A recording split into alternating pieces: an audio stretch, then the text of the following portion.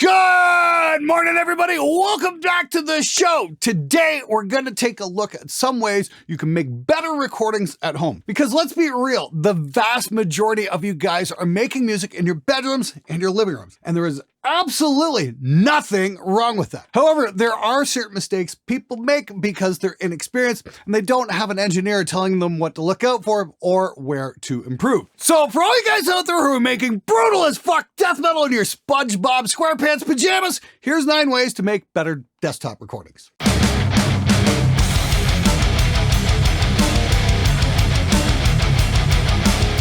Number 1, arrange your song before you start recording. Now, you might not consider this a big deal, but trust me, it really fucking is. When you go to record a song, you want to do that. Record! Sure, you might be at home and you're working on your own clock, but really, how much do you value your own time? There's only 24 hours in a day, kids, and you spend a third of that dreaming you're being a rock star. Oh, and you sleep about 1/3 of that as well. Before you start your main project, make demo tracks.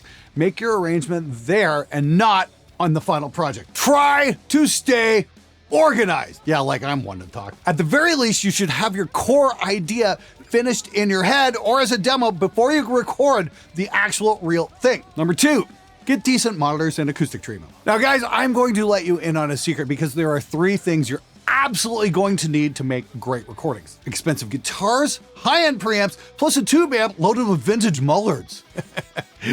Yeah, okay. What you're actually going to need is a decent set of monitors and acoustic treatment. Now, I've been recommending the Kali LP6s for years now, and they're still the best bang for the buck set of monitors that you can get. And they're going to be a serious step up from those gaming headphones that I know a lot of you guys are mixing on. But even the best monitors aren't going to help you if your room sounds like shit. This is why we need acoustic treatment. And no, those foam tile wedge things won't be enough. You need big panels stuffed with rigid fiberglass because that stuff is really dense and it's actually going to absorb something. You can put them up in the corners of your room and at your first reflection points, and believe me, you will hear a difference, and they're going to make a difference in your final mixes. But I do understand that some of you might not be in a situation where you can hang these types of panels up just anywhere. So for all of you guys, I've been doing some head scratching and I'm thinking about doing a video about acoustic hacks you can do at home that won't involve any drilling holes or pissing off your roommates or your parents. Let me know if that is a video you would like to see. Number 3,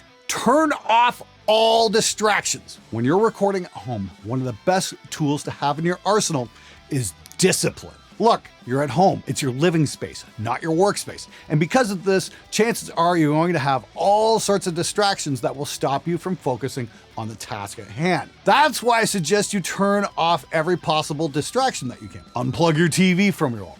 Turn off your internet connection and stop looking at your fucking phone! You just checked it 30 seconds ago. Stop reaching for your fucking pockets. If you absolutely have to have it next to you, at least turn it on airplane mode. That way you can ignore all the bullshit everyone else in your life wants you to put up with. Now, I'm not joking. Your phone can be one of the biggest things to stand between you and getting your project finished. Even if you only spend a few seconds checking something on your phone, it's going to take your brain about 10 minutes to get back into full productivity mode for your project. A few years back, I went to dinner with some friends and we made an agreement. We all put our phones into a basket and agreed that whoever reaches for it first has to pay for dinner. Same principle applies here. If you want to get your shit done, turn off the distractions. Number 4, learn good habits. What are these habits? Well, over the years, I've talked about quite a few. Some I've mentioned in passing, some which I've tried drilling into people's head, and yet they still don't do them. Regardless, here's a few. 1, try tuning your instruments after every take. You need to make sure your guitars are tight and in tune so you don't get an unintentional chorusing effect on your rhythm guitars. Oh, and use the same tuner on everything that you're playing with. 2, put new strings on your instruments because dead strings sound like shit. Number 3, always take a DI track. Even if you're 110% sure you don't need them, it's a good idea to do it because it's your safety net and you can use the SMG cock blocker plugin and save yourself hours during the editing process on your guitars. If you're not recording real amps at home, chances are you're already doing that anyway, but I'd still advise that you get a dedicated direct box like this guy for the job. 4, always use the right bit and sample rate. always record at 24-bit and at least 44.1 kilohertz. You can do 48 kilohertz as well, but you really don't need to go any higher than that, unless of course you're doing test tones. Number 5, stay consistent. If you're recording vocals, try to be in the same spot for every take. If you're tracking guitars, try not to roll your tone knob down by accident, and so on and so forth. Building up habits like this will make you a better engineer and your recordings will get better. Number 6, watch out for interference. All right, you got everything set up, you plug your guitar in, open up your DAW, load up your favorite amp sim of the week, only to be greeted by the sound that vaguely resembles a fax machine getting waterboarded. Audience, meet RF interference, that pesky noise that decides when it wants to be a part of your music, whether you want it to or not. The thing is, some of you may not even know that you're having this issue because you leave your noise gates on all the time. That makes it oh so much fun to clear up later. RF and EM interference can come from all sorts of sources. Bluetooth devices, household appliances like refrigerators and microwaves, and even the LEDs in your RGB gaming keyboard. Back when I was at Harmony in LA, we were working right next to a large grocery store and they had all these industrial-sized coolers in there that gave us no end of grief every time we tried to record a guitar. Fortunately, there are ways to combat this problem. For one, get shielded cables. They don't have to be expensive, just make sure they're shielded, you cheap fuck. Second, sit in a rolling office chair like this and move away from your computer. Find a spot in your room where it's not as audible. You'll find that just even slightly turning your guitar can cause a shift in how much noise is actually being picked up. Seriously, take the time to make sure your recordings are free from interference. It will save you massive headaches down the line, because the last thing you want is to have to re-record a part that already had a great performance. Number 7, don't edit everything to death. Now, the worst thing you can do with those awesome guitars you just recorded is to over-edit them. I just don't get it. You're 5 samples, not 5 milliseconds, 5 samples off the grid, and you want to time-align that shit? Why? Seriously, whether you're recording guitars, bass, or vocals, whatever, editing can certainly help make things sound tighter, but when it gets to the point that you're making everything perfectly in time, it's gonna sound robotic. And I've said this since day one on this channel. Stop censoring humanity. People don't play perfectly. And it's those imperfections that give the music some character, some balls, and some much needed chaos. Now I can already hear the programmed drums crowd going, "But Glenn, if I don't edit the guitars, they won't sound good with the drums. It has to be tight to be competitive." Okay guys, put down the barbecue flavored crayons for a second and listen to this next point. Number 8.